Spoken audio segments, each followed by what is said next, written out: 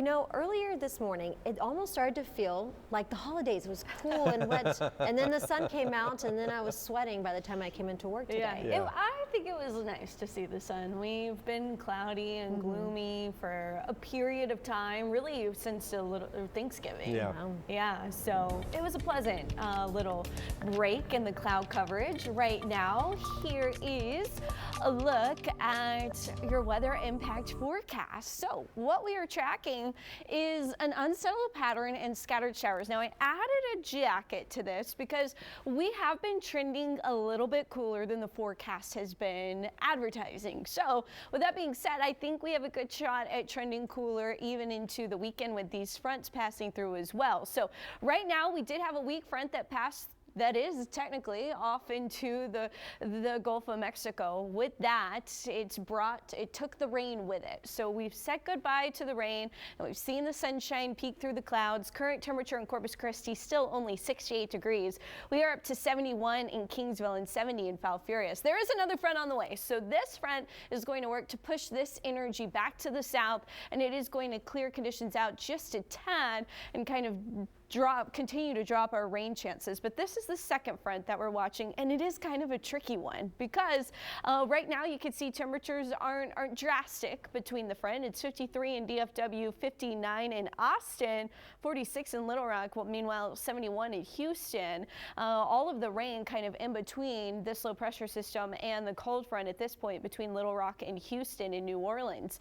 On your Thursday, so looking ahead to tomorrow, we are going to keep temperatures, it looks like, in the 60s, mild conditions overnight, and we may stay in the 60s tomorrow because of that second front passing. A lot of the higher resolution model data is suggesting that this front moves through in the morning. So about between 8 a.m. and 10 a.m.